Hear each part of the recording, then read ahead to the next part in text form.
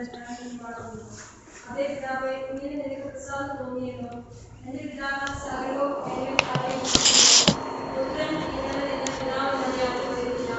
പിതാവ് ഇങ്ങനെ എന്ന പുത്രൻ വെളിപ്പെടുത്തി കൊടുക്കാൻ ഇച്ഛിക്കുന്നവരല്ലാതെ ആരും പറയുന്നില്ല. എന്നെ ശിഷ്യന്മാർ നേരിട്ട് ഇവ കാണുന്നതിനെ കാണുന്ന കണ്ണ് ഭാവിയുണ്ടെന്ന്, ഇവ കാണുന്നതിനെ കാണുവാൻ 7 പ്രവാചകന്മാരും രാജാക്കന്മാരും കണ്ടില്ല. ഇവ കേൾക്കുന്നതിനെ കേൾക്കാൻ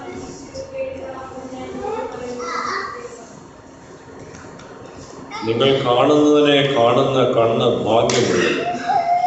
നിങ്ങൾ കാണുന്നതിനെ കാണുവാൻ ഏറിയ പ്രവാചകന്മാരും രാജാക്കന്മാരും ഇച്ഛിച്ചിട്ടും കണ്ടില്ല. നിങ്ങൾ കേൾക്കുന്നതിനെ കേൾപ്പാൻ ഇച്ഛിച്ചിട്ടും കേട്ടില്ല എന്ന് ഞാൻ നിങ്ങളോട് പറയുന്നുവെന്ന് പ്രത്യേകം പ്രാർത്ഥിക്കുന്നു. വചനമായ ഞങ്ങളുടെ ദൈവമേ, എൻ്റെ വചനം ഞങ്ങളുടെ കാലുകൾക്ക് ദൈവവും ഞങ്ങളുടെ പാതയ്ക്ക് പ്രകാശവുമായിരുന്ന് എപ്പോഴും ഞങ്ങൾ നയിക്കണമേ എന്ന് പ്രാർത്ഥിക്കുന്നു. കർത്താവേ, തിരുവനന്തപുരം ധ്യാനത്തിനായ കർത്താവിനെല്ലാം ഒരുങ്ങുമ്പോൾ ഞങ്ങൾക്ക് ആവശ്യമായ കർത്താവെ വചനത്തെ അവിടുന്ന് തരണമേ എന്ന് പ്രാർത്ഥിക്കുന്നു. കർത്താവ് പറയുന്ന അടിയൻ്റെ വാക്കുകൾ അല്ല, കർത്താവെ ജീവിതത്തിൻ്റെ ആത്മാവ് വ്യക്തമായ കർത്താവ് വെളിപ്പെടുത്തണമേ എന്ന് പ്രാർത്ഥിക്കുന്നു. ഋഷിയ പോലെ പ്രാർത്ഥനകൾ കേൾക്കുമാറാകണമേ.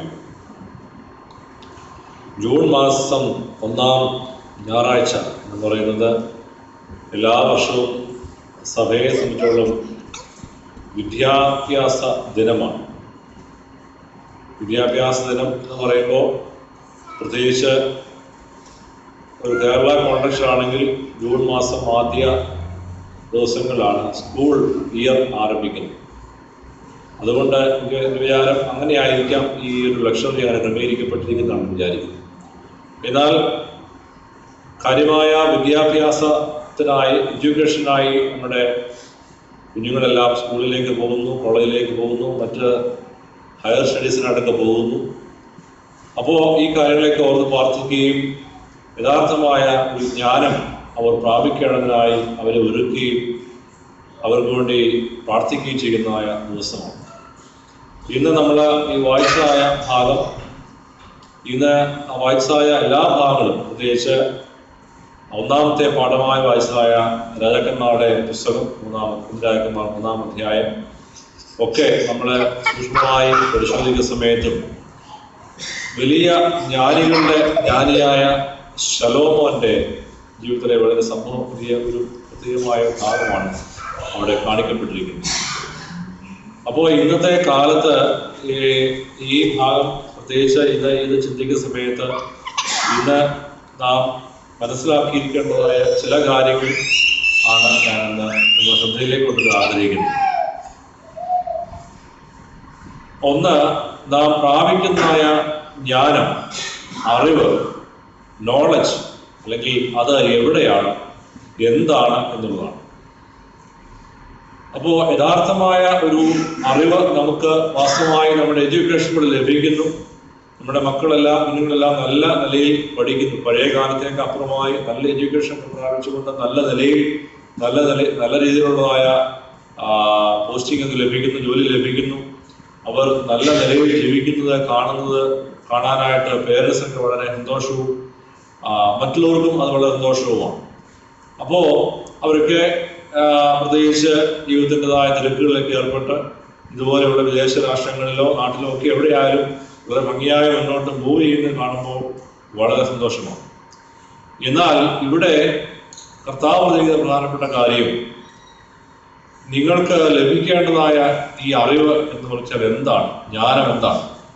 ഇതിൻ്റെ ആദ്യത്തെ ഭാഗം വായിക്കുമ്പോൾ ആ നാഴികയിൽ അവൻ പരിശുദ്ധനാമം അതിൽ ആനന്ദിച്ച് പറഞ്ഞ, പിതാവേ, സ്വർഗത്തിലും ഭൂമിക്കും കർത്താവായുള്ളവേ, നീ ഇവ ജ്ഞാനികൾക്കും വിവേകൾക്കും മറച്ച് ശിശുക്കൾക്ക് വെളിപ്പെടുത്തിക്കൊണ്ട് ഞാൻ നിന്നെ വാഴുന്നു. അതേ പിതാവേ, ഇങ്ങനെ നിനക്ക് പ്രസാദം തോന്നിയല്ലോ. എൻ്റെ പിതാവ് സകലവും എങ്കിൽ ഫലവത്തിരിക്കുന്നു. പുത്രൻ ഇന്നവൻ്റെ പിതാവല്ലാതെ ആരും അറിയുന്നില്ല. പിതാവ് എന്നവൻ്റെ പുത്രനും പുത്രൻ വെളിപ്പെടുത്തി ആരും അറിയുന്നില്ല എന്ന് പറയുന്നു. ശിശുക്കൾക്ക് നീ ഇത് വെളിപ്പെടുത്തിയത് കൊണ്ട് നന്ദി എന്ന് പറഞ്ഞിരിക്കുന്നു. ജ്ഞാനികൾക്കല്ല, ഒരുപാട് വിവേകികൾക്കല്ല ഈ അറിവ്, ഈ ജ്ഞാനം നീ ഇന്ന് ശിശുക്കൾക്ക് വെളിപ്പെടുത്തി കൊടുത്തു എന്നാണ് പറഞ്ഞിരിക്കുന്നത്. ആരാണ് ശിശു?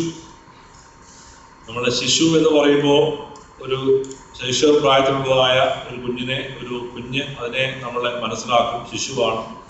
വേദപുസ്തകത്തിൽ ധാരാളം പ്രാവശ്യം ശിശു എന്നുള്ളതായ പദം ഉപയോഗിച്ചിട്ടുണ്ട്. എന്നാൽ ഇവിടെ പറഞ്ഞിരിക്കുന്നു ശിശു എന്നുള്ളതായ വാക്കിന്റെ അർത്ഥം എന്ന് പറഞ്ഞിരിക്കുന്നത് ഈ ലൗകികമായ ജ്ഞാനം ഒക്കെ പ്രാപിച്ചിട്ടില്ലാത്തതായ അല്ലെങ്കിൽ മറ്റൊരു പറഞ്ഞാൽ വളരെ പോറായി നിൽക്കുന്നതായ എഡ്യൂക്കേഷൻ പരമായി വളരെ പോറായി നിൽക്കുന്നതായ അറിവ് വളരെ കുറവുള്ളവരെന്ന് പറയാൻ സാധിക്കുന്ന ആളുകളാണ് ശിശുക്കൾ എന്ന് പറയാൻ സാധിക്കും. ഗുരുത്വലേഖനം പഠിക്കുന്ന സമയത്ത് ഗുരുത്വലേഖനത്തിൽ പൗലോസ് അപ്പോസ്തലൻ ആവർത്തിച്ച് പറയുന്ന ഒരു കാര്യം ഇതാണ്. പ്രത്യേകിച്ച് ഫസ്റ്റ് കൊരിന്ത്യൻസ് പഠിക്കുന്ന നിങ്ങൾ വായിക്കുന്ന സമയത്ത് പ്രത്യേകിച്ച് അത് വായിച്ചാൽ മാത്രം മതി.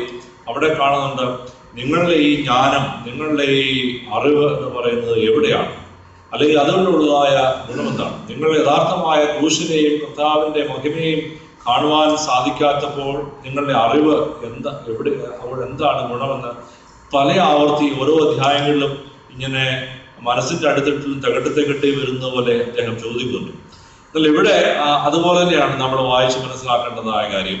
പൗലോസ് പറയുന്നത് വാക്കുകൾ കൂടെ ചേർത്ത് പറഞ്ഞു കഴിഞ്ഞാൽ, ഇന്ന് നിങ്ങളുടെ ലോകത്തിലെ നിങ്ങൾ പ്രാപിക്കുന്നതായ ജ്ഞാനം എന്ന് പറയുന്നത് നിങ്ങൾക്ക് വാസ്തവത്തിൽ യഥാർത്ഥമായി ലഭിക്കേണ്ടത് ലഭിച്ചിട്ടില്ല. അത് ദൈവമേ നീ ഈ ശിശുക്കൾക്ക്, ഈ ബലഹീനർക്ക് വെളിപ്പെടുത്തുന്നത് കൊണ്ട് നന്ദി എന്ന് പറഞ്ഞിരിക്കുകയാണ്. അതിനുശേഷമുള്ള കർത്താവ് പറയുന്നത്, നമ്മൾ വായിച്ചായ ഭാഗം പറയുന്നത്, നിങ്ങൾ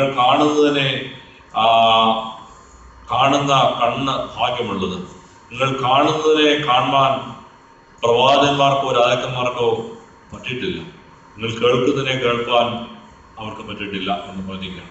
ഇപ്പോൾ പ്രവാചകന്മാരെ അല്ലെങ്കിൽ ഉന്നത ശ്രേഷ്ഠരായ ആളുകള്, ബലവാന്മാരായ ആളുകൾ, വളരെയധികം അറിവുള്ളവരെന്നും ദീർഘദർശികളായ ആളെന്നും അല്ലെങ്കിൽ ഉന്നതരായെന്ന് പറഞ്ഞിരിക്കുന്ന ആളുകൾക്ക് പോലും പ്രാപിക്കേണ്ടതായ കാര്യങ്ങൾ, കിട്ടേണ്ടതായ കാര്യങ്ങൾ, അതായത് ഈ ബലഹീനരായ ആളുകൾക്ക് ലഭിച്ചിരിക്കുന്നതായ യഥാർത്ഥമായ അറിവ് നിങ്ങൾ ക്രിസ്തുവിനെ യഥാർത്ഥമായി കണ്ടതുപോലെ കാണുവാൻ അവർക്ക് പറ്റുന്നില്ല എന്നാണ് അർത്ഥം. അപ്പോൾ പറഞ്ഞു വരുന്ന കാര്യം എന്താണെന്ന് ചോദിച്ചാൽ, യഥാർത്ഥമായ ജ്ഞാനം എന്ന് പറയുന്നത് ദൈവജ്ഞാനം തന്നെയാണ്.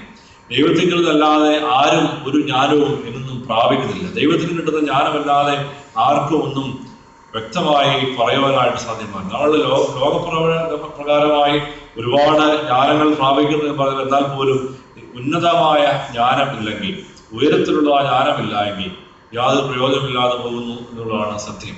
നമുക്കറിയാം, നാം ഇടപെടുന്നതായ മേഖലകളൊക്കെ തന്നെ നോക്കുമ്പോൾ ചിലപ്പോൾ പള്ളി തന്നെ ആയിക്കോട്ടെ, നമ്മുടെ ഓഫീസുകളായിക്കോട്ടെ, എവിടെയായാലും തന്നെ ഒരുപാട് മുമ്പ് പറഞ്ഞതുപോലെ എഡ്യൂക്കേറ്റഡ് ആയിട്ടുള്ള ആളുകൾ ഉള്ള ഒരു സ്ഥലമാണ്.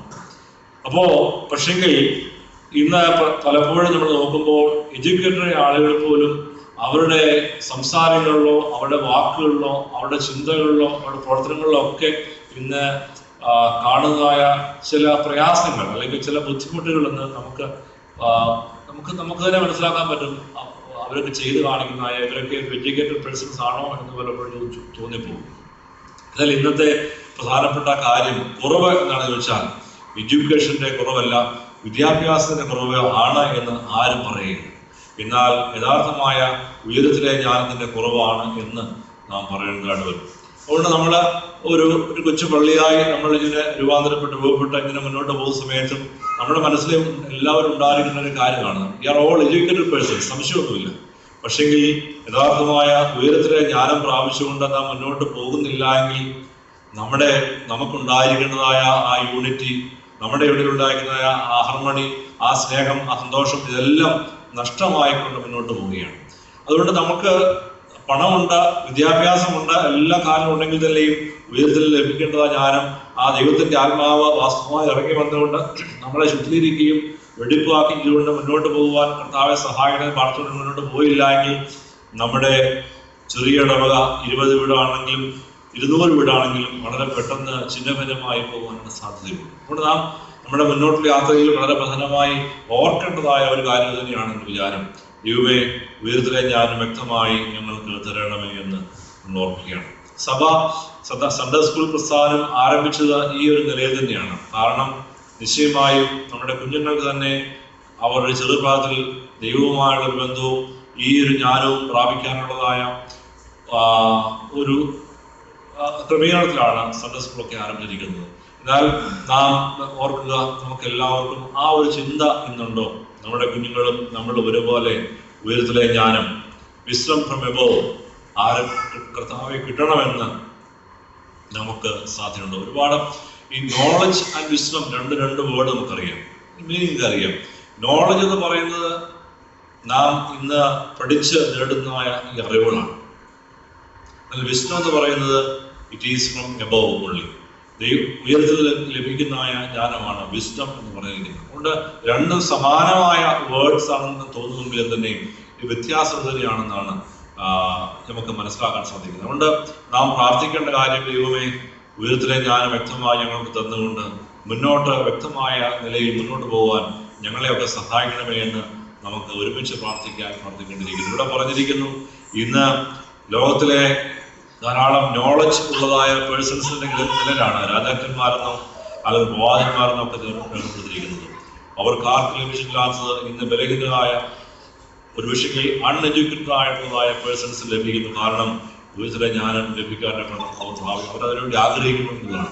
നാം ഇന്ന് ഒന്നാമത്തെ പാഠമായി വായിച്ചപ്പോൾ ശലോമോന്റെ ഒരു സംഭവമാണ് വായിച്ചത്. രണ്ട് അമ്മമാർ ഒരു കുഞ്ഞിനെയും കൊണ്ടാണ് വരുന്നത്. മരിച്ച കുഞ്ഞ് എന്റേത്, മരിച്ച കുഞ്ഞ് എന്റേത് എന്നുള്ളതായ ഒരു തർക്കത്തിലായിരിക്കുമ്പോൾ സംഭവം അറിയാം. ശലോമോൻ എന്ത് ചെയ്യണം, എന്താണ് വിധിക്കുക എന്ന് കേട്ടിരിക്കുക ഒരു പക്ഷേ ആളുകളെല്ലാം കേട്ടിരിക്കുകയാണ്. എന്താണ് അദ്ദേഹം വിധിക്കാനായിട്ട് കുഞ്ഞ്, ആരുടെ പക്ഷം നിൽക്കാനായിട്ട് പറ്റും? ആർക്ക് അദ്ദേഹത്തിന് പറയാനായിട്ട് പറ്റുകയില്ലല്ലോ. നിന്റെ കുഞ്ഞാണെന്ന് പറയാൻ പറ്റുകയില്ലല്ലോ. മുഖം നോക്കിയോ അല്ലെങ്കിൽ അന്നത്തെ പോലെ മറ്റെന്തെങ്കിലും കാര്യങ്ങൾ എന്തെങ്കിലും ടെസ്റ്റ് നടത്തിയോ ഒന്നും പറയാൻ പറ്റുന്ന കാലമല്ല.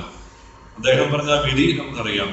കുഞ്ഞിനെ വെട്ടിമുറുക്കിയ രണ്ടുപേരും എടുത്തുള്ള എന്ന് പറഞ്ഞപ്പോൾ നിശ്ചയമായും നൊന്ത് പ്രസവിച്ച അമ്മ പറയുന്നു, വേണ്ട, അത് എനിക്കും വേണ്ട, അവൾക്ക് തന്നെ കൊടുത്തരെ, എനിക്ക് പ്രയാസമില്ല, ഒന്നുമില്ല, കുഞ്ഞ് ജീവിച്ചിരിക്കുമല്ലോ എന്ന് പറയുമ്പോൾ യഥാർത്ഥ അമ്മ ആരാണെന്ന് കണ്ടെത്തുവാൻ അദ്ദേഹത്തിന് അധികം പ്രയാസപ്പെടേണ്ടി വന്നില്ല. നമുക്കറിയാം അതിന്റെ. എന്നാൽ മറ്റേ അമ്മ പറയുന്നതോ അതല്ല ശരി, ഈ വലിയ ജ്ഞാനിയായ ശലോമോൻ പറഞ്ഞാണ് ശരി. കാരണം മുറിച്ച് വിഭാഗിക്കട്ടെ എന്ന് പറയുമ്പോൾ ഒരു അമ്മയും ലോകത്തിൽ അങ്ങനെ പറയാനായിട്ട് പറ്റുകയില്ല എന്ന് നമുക്കറിയാം. അദ്ദേഹത്തിന് വളരെ പെട്ടെന്ന് അമ്മയെ കണ്ടെത്തി ഈ കുഞ്ഞിനെ കൊണ്ടുപോകാൻ പറ്റി. അപ്പൊ ഇത് എവിടെയാണെന്ന് ചോദിച്ചാൽ ശലോമോൻ പ്രാർത്ഥിച്ചതായ ഒരു പ്രാർത്ഥനയാണ്. കർത്താവേ, ഈ ജനത്തിന് ന്യായപാലനം ചെയ്യുവാൻ ജ്ഞാനമുള്ള ഒരു ഹൃദയം എനിക്ക് തരണമേ എന്ന് അദ്ദേഹം നേരത്തെ പ്രാർത്ഥിച്ചാണ്. അദ്ദേഹത്തിന് പറഞ്ഞ, എനിക്ക് വേറെ സമ്പത്തുകളോ വേറെ കാര്യങ്ങളോ അധികാര ചെമ്പുകളോ അല്ല വേണ്ടത്, പിന്നെയോ ഈ ജനത്തെ നേരോടെ ന്യായപാലനം ചെയ്യാനുള്ളതായ അറിവ്, അതിനുള്ള പ്രാപ്തി ദൈവമേ എനിക്ക് തരണമേ എന്ന് പ്രാർത്ഥിച്ചു. അവിടെ നാം ഇന്ന് ഒരുമിച്ച് പ്രാർത്ഥിക്കേണ്ടത് തന്നെയാണ്. കർത്താവേ, ഞങ്ങൾക്ക് മുന്നോട്ട് പോകാനൊക്കെ നമ്മൾ ഈ ശലോമോന്റെ നിലയിൽ ആയിരിക്കില്ല, എന്നാൽ പോലും ഞങ്ങൾക്ക് മുന്നോട്ട് പോകാനുള്ളതായ ഒരു അറിവ്, ആ വിസ്ഡം, അത് വ്യക്തമായി ഞങ്ങൾ തരണമേ എന്ന് നമുക്ക് പ്രാർത്ഥിക്കാം. അതാണ് നമ്മളെ യാത്രയിൽ നയിക്കേണ്ടതായ കാര്യമെന്ന് ഓർമ്മിക്കട്ടെ. മുന്നോട്ട് നമ്മൾ വായിക്കുന്ന സമയത്ത് ഈ ഭാഗത്തൂടെ നമുക്ക് ധാരാളം കാര്യങ്ങൾ മനസ്സിലേക്ക് വരും. എന്നാൽ ഇവിടെ ഈ പറയാൻ ആഗ്രഹിക്കുന്ന രണ്ടാമത്തെ പ്രധാനപ്പെട്ട ഒരു കാര്യം, എങ്ങനെയാണ് ഈ ഒരു അറിവ് ലഭിക്കുക എന്നുള്ളതാണ്. ഈ ഒരു വിസ്ഡം ലഭിക്കുക, ലോകത്തിലെ ജ്ഞാനം ലഭിക്കുന്നതിന് ധാരാളം സംവിധാനങ്ങളുണ്ട്. കോളേജുകളിലും സ്കൂളുകളിലും മറ്റ് വിദ്യാഭ്യാസ സ്ഥാപനങ്ങൾക്ക് പോയി കഴിയുമ്പോൾ നമുക്ക് വിദ്യാഭ്യാസ നോളജ് ലഭിക്കുന്ന സംശയമൊന്നുമില്ല. അല്ലെങ്കിൽ നമ്മൾ ഒരുപാട് ബുക്സ് വായിക്കാനായിട്ടൊക്കെ ധാരാളം ഇന്റർനെറ്റ് പോലുള്ള കാര്യങ്ങളിലേക്ക് നമ്മൾ ധാരാളം പ്രവേശിക്കാൻ പറ്റുന്നതുകൊണ്ട് അറിവുകൾ ലഭിക്കുന്നു. എന്നാൽ ഇവിടെ ഈ ഒരു വിസ്ഡം എങ്ങനെയാണ് ലഭിക്കുക എന്നുള്ളത് അതും കൂടെ വ്യക്തമായി ഓർത്തിരിക്കേണ്ടുന്ന ഒരു കാര്യമാണ്. എങ്ങനെയാണ് ലഭിക്കുക, വിസ്ഡം ലഭിക്കുക? ഇത് always keep in touch with God or keep in touch with the word of God എന്ന് പറയും. അതല്ലാതെ ഈ വിസ്ഡം പ്രാപിക്കാനായിട്ടൊരു വഴിയില്ല. എന്നാൽ നാം ഇന്ന് വ്യക്തമായി ഇത് നമ്മൾ തിരിച്ചറിയേണ്ടതായ, അല്ലെങ്കിൽ പഴയ പ്രമാണമാണെന്ന് തള്ളിക്കളയാതിരിക്കേണ്ടതായ ഒരു കാര്യമാണ്. നിശ്ചയമായി ദൈവവുമായുള്ള നിരന്തരമായ ഒരു ബന്ധവും ദൈവവചനവുമായുള്ള ഒരു ബന്ധവും കൂടാതെ ഇല്ലാതെ നമ്മുടെ നമ്മുടെ അറിവുകൾ കൊണ്ട് മാത്രം നാം മുന്നോട്ട് പോകാമെന്ന് വിചാരിക്കാൻ പാടില്ല. എനിക്ക് സാമ്പത്തികമായ ഭദ്രതയുണ്ടല്ലോ, എനിക്ക് കാര്യങ്ങൾ ഒബ്സർവ് ചെയ്യാനായിട്ട്, കാര്യങ്ങൾ പഠിക്കാനായിട്ടുള്ളതായ അറിവുണ്ടല്ലോ, അതുകൊണ്ട് എനിക്ക് മുന്നോട്ട് പോകാമെന്ന് വിചാരിച്ചുകൊണ്ട് ആരും മുന്നോട്ട് പോകാൻ പാടില്ല. പിന്നെയോ എനിക്ക് എന്തെല്ലാം ഉണ്ടെങ്കിലും നിങ്ങളുടേതായ ജ്ഞാനം വ്യക്തമായി തരണമേ എന്ന് പ്രാർത്ഥിക്കുന്നതായ അങ്ങനെ പോകുന്നതായ ഒരു നിലയിൽ നാം ആയിത്തീരുന്നില്ല എങ്കിൽ, നമ്മുടെ തലമുറകളായിത്തീരുന്നില്ല എങ്കിൽ, വിസ്ഡം ഫ്രം എബോവ് എന്ന് പറയുന്നത് അവർക്ക് ലഭിക്കുന്നില്ല. മറ്റേതുകൊണ്ട് ഇഷ്ടം പോലെയുള്ള പക്ഷെങ്കിൽ അതുകൊണ്ട് മാത്രം മുന്നോട്ട് പോകാൻ സാധിക്കുന്നില്ല, സംശയവുമില്ല. അവരുടെ ജീവിതം വളരെ പെട്ടെന്ന് ഒരു എന്താ പറയുന്നത് ഒരു ഡിസ്ട്രാക്ഷനിലേക്ക് പോകാനുള്ള സാധ്യതയുണ്ട്. അതുകൊണ്ട് പ്രിയപ്പെട്ടവരെ, നാം ചെയ്യേണ്ട കാര്യമാണ് ദൈവവുമായുള്ള നിരന്തരമായ ഒരു ടച്ച്, ആ ഒരു ബന്ധത്തിൽ നിൽക്കാൻ സാധിക്കണം. സാധാരണ നമ്മുടെ പൂർവ്വപിതാക്കന്മാരും നമ്മളൊക്കെയും പറയുന്നതായ അല്ലെങ്കിൽ പഠിപ്പിക്കുന്ന ഒരു കാര്യമാണ് മുടങ്ങാതെ കുടുംബ പ്രാർത്ഥന ഉണ്ടായിരിക്കണം, വചനം വായിക്കണം എന്ന് പറയുന്നതൊക്കെ നമ്മൾ ഓർക്കണം. എന്നാൽ പലപ്പോഴും നമ്മുടെ ജീവിത തിരക്കുകളിലും നമ്മുടെ ജീവിതത്തിന്റെ ടൈം ഷെഡ്യൂളൊക്കെ അഡ്ജസ്റ്റ് ആകാത്തത് മൂലവും പലപ്പോഴും ഇത് സാധിക്കുന്നില്ല. ഞാൻ ഓർക്കാറുണ്ട്, ഇവിടെ വന്നപ്പോൾ ഇവിടുത്തെ ആളുകളുടെ ജോലി